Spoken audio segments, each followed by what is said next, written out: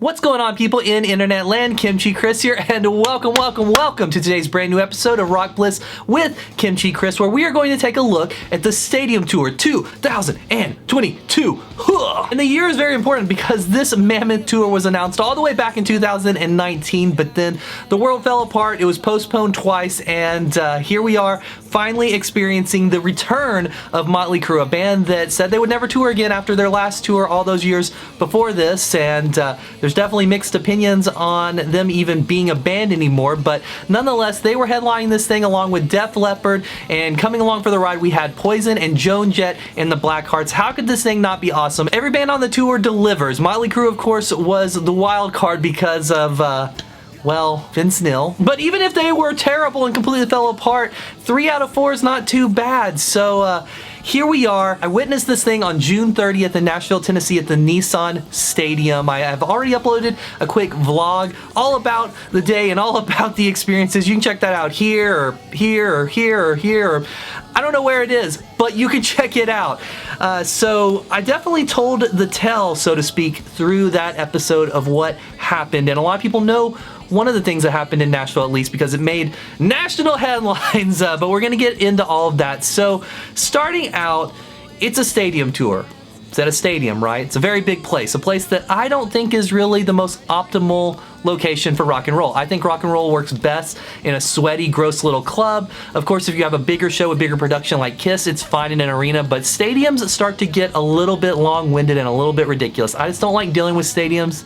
This is only the second time I've ever been to a show at one. Funny enough, the other time I went to a show at one of these types of places, it was the same place, also for an 80s band, Guns N' Roses, when they reunited with Slash and Duff. But I digress. So I knew in advance getting into the place was going to be awful, so I just parked kind of far away, got there early, and decided to walk over. But the big problem and the big worry on everyone's mind is that rain was predicted, and again, it's a stadium. It's outside. There's no covering. None at all. Just heat, depression, and smells. And oh boy, were the smells bad. But anyway, I got there, and actually the line wasn't too bad to get in. I think I hit it right that sweet spot where the people that had been waiting for the doors to open had already been let in. The people still stuck in traffic weren't quite there yet, and I kind of just walked in. It was a pretty seamless process. You scanned your ticket yourself off of your phone on these little scanners they had with a security person at them. Pretty cool, pretty easy to get in for sure. But then once you were inside, the lines for merch or food or pretty much anything, they were rough, and no one had told me that because I had a seat on the main field, as they call it, aka the main floor, I had to go to another table and get a wristband. It wasn't really posted anywhere, so that's pretty bad on Nissan Stadium right there. And the area that you had to go for these wristbands was very weird. It was kind of around a corner and back outside. Seemed like you were going in a shady area, but there they were. You got your wristband and you made your way back down. And the second I got down there, words came across the giant video screens. The show was gonna be paused. If you don't know what that means, it means that the thunderstorms, they were coming and the sounds were there. And things never really got too bad, but they made everybody hunker down kind of in the somewhat inside area, and that's where the smells really took over. It smelled awful. You get a stadium full of classic rock fans. It's not gonna be good. It's not gonna be a smell that you enjoy, but we were shoved in there for a good hour and a half, 2 hours. I don't know exactly how long it was. But this was when rumors started to float around that Poison wasn't playing, and that was worrisome to a lot of people, of course. The big rumor was that Bret Michaels had, you know, the big sick, the pandemic, which he did not. But as soon as things cleared, we started to kind of learn what was going on. And with that being said, another complaint about Nissan, as good as they were about getting everyone out of the place, they weren't very good about getting everyone in. The opening band on the tour, that I forget their name, I apologize to opening band of the stadium tour, they just started kind of playing, and I could tell from the video monitors they had inside the kind of inside area that no one was in there. No one was watching them. The rain had finally cleared, but no one was watching this band because no one had been told they could actually go back into the stadium area. So I made my way down right as they were finishing up, and that's where I heard it sounded like a drunk Bobby Dahl from Poison on the mic, addressing the crowd, letting them know that Poison was indeed not going to be playing that night. Bret Michaels had some kind of allergic reaction to some food or something like that, so it wasn't the pandemic rearing its ugly head. Thank God. It feels like a victory every time it's not that, but nonetheless, Poison wasn't going to play. Some people in the crowd were quite angry, but most understood. It does make me wonder, how did things go with those people that had purchased the VIP passes and the meet and greet passes? Because there were people walking around with those laminates and bags of merch, and those things, they weren't cheap. They weren't cheap. After handling fees and everything, those meet and greet packages came to close to $1,000, and I wonder how that went. The one thing I will comment on with this that I thought was an extremely poor taste was the fact that they kept all of Poison's merch up for sale at the merch tables and such. People were buying shirts before they saw the band they thought they were going to see, and they didn't get to see that band. I wonder if anybody demanded any returns on that. That was pretty tacky, and the fact that there was no signage placed anywhere or no real announcements outside of that one at the very beginning, it was a very kind of weird way to handle it, I feel, just having a quick announcement with one of the members. I suppose since things were running late due to the rain, they figured everybody was already there, but the place was still fairly empty-ish. Of course, calling a stadium empty-ish still means that a lot of people were there, but I guess word traveled pretty quickly, and as soon as it was announced, it was all over the internet and everything, so I guess most people found out what was going on, but I do feel bad for those people that bought the meet and greet passes and spent more money on merch once they got there. I'm very curious how that worked out. If anybody knows anyone that had that experience there, let me know in the comments below. But the show was finally about to properly start, and we're past most of the negatives, which is wonderful. So the first band of the night, of course, was Joan Jett and the Blackhearts, and what can I say? What can I say? I wrote a song about Joan Jett. I love her. I absolutely love her. She is amazing. I did get to see her last year when the stadium tour was postponed for a second time. She ended up booking a lot of shows at clubs and theaters, and she did play at the Ryman Auditorium in Nashville. And this show was very similar to that. This was a dumbed down version of that because she had about half the time compared to a full headlining set. Weirdly more production, of course, with it being in a stadium, so maybe not that weird, but there was just basically a big video screen with some cool graphics and such, and when she was at the Ryman, there was basically no set, just a rock and roll band on stage playing rock and roll music, which is exactly what you want from Joan Jett. And her set was just under an hour long, which is about what I expected from this, and she stuck to the hits. I Love Rock and Roll, Crimson and Clover, I Hate Myself for Loving You, Cherry Bomb, all the songs that everybody knows, and the crowd was very receptive. She sounded great, band sounded great, they looked great. They didn't really use the stage to its fullest, I would say, because she barely even walked down the catwalk, and I was pretty close on one side of the catwalk, so that was a little bit of a missed opportunity, I suppose, but that's kind of what I expected. She seemed like she was just kind of there playing her show like she would any other place in the world. Didn't matter that it was at a stadium, didn't matter that she was opening for Motley Crue and Def Leppard. This is what Joan does. She's the same all the time, and her set was fun. And let's just be honest, out of all the bands there, Joan Jett and the Blackhearts are the most legendary act that was really on this bill. It's kind of interesting that they're the first one because their commercial viability might not be quite as high as Def Leppard or Motley Crue or even Poison, but they're definitely the most legendary, specifically Joan herself, all the way back to the Runaways, and what she did for female musicians is just incredible.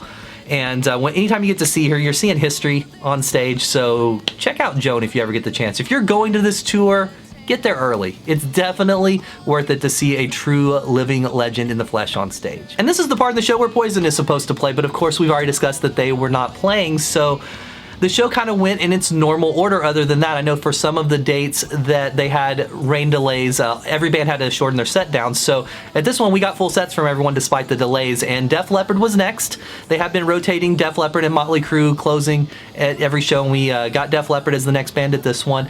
And I gotta say, they were great. They were great. I could just end the review right there, but there's a little bit more to say, of course, but it's Def Leppard. They always sound good. They always sound very refined, very rehearsed, very technical. They're just a good band. And they're another one just like Joan and just like Motley that's a true blue classic act, and it's just really great to get to see them on stage. So their set list was exactly what you would expect it to be for the most part. Hits, Photograph, Pour Some Sugar on Me, Animal, Rocket. Def Leppard have hits for days, but they did put in 4 songs from the newest record, which I typically like hearing new songs from these classic acts, and they even opened with one and then played another, which I thought was a strange move, opening with one of them.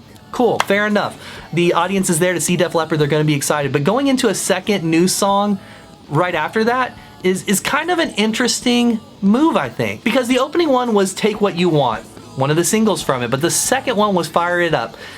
If you haven't listened to this record, you're not gonna know that song, and even though I've listened to the new record, I don't think it's their best. And I didn't really know that song super well, but as soon as that was over, they went into Foolin', and it was a bunch of hits from there until they played a couple more new songs. So yeah, anyway, it was a great set. It was very similar to the last time I saw them as far as the visuals and everything go. They did do an acoustic part kind of in the middle of the set. That part of the set featured the new song This Guitar, as well as Have You Ever Needed Someone So Bad and Two Steps Behind. And I thought they sounded incredible.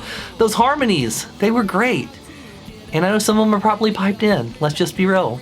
Tapes happen. But it sounded great, and it really just made me wish that Def Leppard would do an entire acoustic tour like this. They sounded great. That was one of the highlights of the show, but from there they went straight back into the over-the-top production and all of that, and it was really, really fun. Now, the one thing about Def Leppard's set I will say is when they are playing mostly the hits like they were doing here, you realize they do have a lot of ballads, and as a result, some parts of the show really kind of seem to slow down a little bit, but outside of that, really no complaints. They sounded wonderful, they looked great, the production was amazing, and I'll see them again in a second. But as the sun finally went down, it was time for the great wild card of the night, Motley Crue. That's right, the reunited Motley Crue that really haven't been gone that long, but Vince has been out there tarnishing their legacy, of course, and the other guys have been doing whatever else it is that they want to do. Tommy Lee's been putting out dance songs and hip-hop songs. Mick has just kind of been cool, and Nikki Sixx has ran his mouth on Twitter. So it was going to be very interesting to see if they had the old magic, if they kind of came off as something new, or if it was basically the exact same as when they went away the first time. And I'm here to tell you right now, it was very similar to how they were when they went away the first time. Now, I enjoyed their set, don't get me wrong, but I do remember the last time I saw them, I didn't see them on their very last tour. I've said last a lot right now, but I didn't see them on the last tour. I saw them with the Kiss tour as well as the tour they did perform with Poison. I can't remember which one of those was last, and I'm not going to look it up. I'll leave that up to all of you. But whichever it was, I remember both of those shows being very samey, and this show was also very samey even all of those years later. Now, what does that mean? It means that the production was really cool. The visuals were great. And the band, well, how did they sound? How do they sound? Vince is the big wild card here, right? Were his vocals going to be on point? Were they going to be amazing? Were they going to be pre-recorded? Well, I don't think they were exactly any of those things. He sounded good. He sounded good. He sounded better than he has been sounding in recent videos. And he looked better. He's definitely lost some weight. The guy's put some work in. But was he the same Vince that was there in 1981? Of course not. We're a lot of years removed from that, and let's just be fair, he was never the best live singer, but he sounded fine. Sounded okay, and Tommy Lee did perform the entire show here. He, of course, did not perform the entire show at many of the dates because he had broke his ribs recently, so you were getting a very weird version of Motley. Mick sounded good, but I wish I could have just heard him a little bit more, which we're going to get to in a second, and Nikki Sixx sounded fine. He looks a little bit silly at this point. One of my friends put it best that he kind of looks like a emo granddad, and that's true. But the production was good as far as the visuals go, so sometimes you just didn't notice him through all the smoke and everything. But the sound. Even though Vince sounded okay, even though the piped-in backing vocals sounded good because there were definitely some tapes going on there, the sound mix was not very good. It was muddy. And I know that it wasn't because they were in a stadium, because Def Leppard sounded fine and Joan Jett sounded fine. It was so bass heavy. It was just in your face, just so much bass. And I don't know if anyone else had the same experience at their shows, or maybe this one. And maybe it sounded better from further away, but the bassy parts of the drums and Nikki Sixx were definitely the focal points on the volume. And it was very loud being in the first 15 rows. Very, very loud, very, very bassy. You couldn't hear Mick as much as I wanted to. I know that he was killing those solos, but you couldn't hear it super well. You couldn't hear Vince super well. That's maybe that's by design. Maybe that's by design to cover up his vocal shortcomings on that, but you think you could have Mick at least higher in the mix, because I'm gonna be honest, he's my favorite member of Motley Crue, and it was a little bit sad that I couldn't hear those solos super duper well. And past that, the set list was exactly what you would expect it to be. It was the hits. Wild Side, Girls, Girls, Girls, Shout at the Devil, Home Sweet Home. It was exactly what everybody coming into that stadium knew they were going to hear. Now, they did play Too Fast for Love, something I didn't exactly expect. I knew they were going to play it because I previously looked at the set list from the other dates, but nonetheless, a cool addition that they didn't have to play. And they also played The Dirt. They played The Dirt, the song that's the title track off of the soundtrack from their movie The Dirt. Not the best Motley song. And they piped in the pre-recorded Machine Gun Kelly part with a video on the screen. That was cringe. That was not a good move, I don't think. No one in the audience seemed to know the song. I didn't really recognize it till the chorus came in because, again, the bass in the mix was so heavy that I didn't even really know what was going on. Plus, I'm not overly familiar with the song. But when they had the piped-in vocals with the video of Machine Gun Kelly up there, it was just a little bit awkward, and I saw a lot of people looking very bored that were super into the show until that moment. And I get that they want to play their one new song, similar to Def Leppard wanting to play some songs off of their new record, but they just didn't go over well with the audience. And while I encourage that from Def Leppard because their new songs are well put together and generally well received, even if I didn't love their newest record, The Dirt's not a great Motley Crue song. The chorus is fine. It's fine. But it's not a great song. I would recommend them taking that out of the set and, I don't know, put in something, anything. Put in Red Hot. That sounds good. We'll replace it with Red Hot from Shout at the Devil. That's a huge upgrade right there. But outside of the sound and the members and everything, I know I said already the production was on point, but it really was, with tons of smoke and big video monitors and, of course, the giant women that came out on stage, and of course the backup dancers. That's right, they have backup girl singers and dancers. I only put singers in quotation marks because they seem to be fine in their vocal abilities, but these girls were hired for their looks. Let's just be completely real, and that's something that's also worth noting. So Motley Crue are hiring these girls to be attractive on stage and basically fawn over them and hang out and dance, right? Well, these girls are younger than me. These girls are young enough to be their granddaughters or possibly great-granddaughters, and it's a little creepy. And while I get it that they're not gonna have age-appropriate women up there that are also attractive, I don't know, maybe it's time to drop that shtick. It was just awkward. It was super awkward. And also, let's just be real. I know this was their shtick in the 80s, but they're on this tour where they are very much a nostalgia act, up there with Def Leppard, Joan Jett, and Poison on the dates that they were at. All pretty G-rated shows overall, and there were a lot of families in the audience. It was just kind of weird to have these girls up there doing the things they were doing. I mean, hey, I'm a guy, it was cool, whatever, but they even seemed a little bit too young for me, so it was very weird, very awkward at times. Very, very awkward, especially when you saw people in the audience that were equally old and weird, just staring at these girls as they're supposed to because they presented to them on the stage. Very, very, very weird.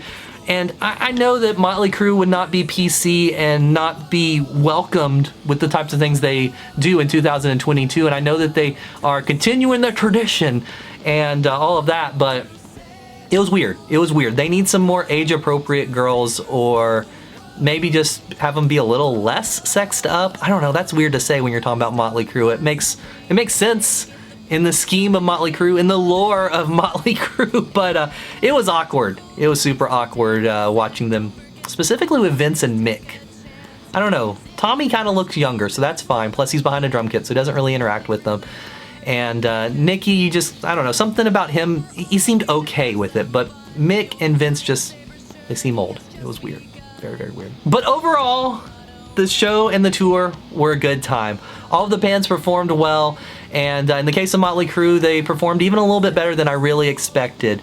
Now, will I go see any of these bands again? Well, Joan Jett, I'd see her in a second. Def Leppard in a second. Motley Crue, I will be honest, it would depend on the ticket price and who else was playing with them. Because while I enjoyed their show, specifically for the visuals, the sound just wasn't super great from the mixing standpoint. And while that, again, could very much be to take away the focus from Vince's vocals, it was distracting, and honestly it seemed a little bit unprofessional for a band at that level. But I don't know, I wouldn't completely rule out seeing them again, but again, it's just going to depend on ticket price, availability, bands they're with, all those kind of fun things. But I do think this tour and show were overall really, really fun. Were they worth the wait? Almost 3 years? I don't know. That's up to you. That's subjective for every person. The show was fun, but I don't know if it was worth a nearly 3-year wait, but that's just how a lot of these tours are. But finally, we're getting past the point of shows that were postponed, and hopefully, fingers crossed, nothing big like this will get postponed too often anymore going into the future. But with all that being said, what do all of you think? Have you attended the stadium tour? Are you going to the stadium tour? Did you avoid it like the plague? Let me know all of that and more in the comments below. And if you are new around here, make sure to subscribe, turn on notifications, give this video a thumbs up, and all of those other exciting things that every person on YouTube has ever told you to do in your entire existence on this platform. Again, my name is Kimchi Chris. This has been Rock Bliss with Kimchi Chris, and I will see all of you on the next episode.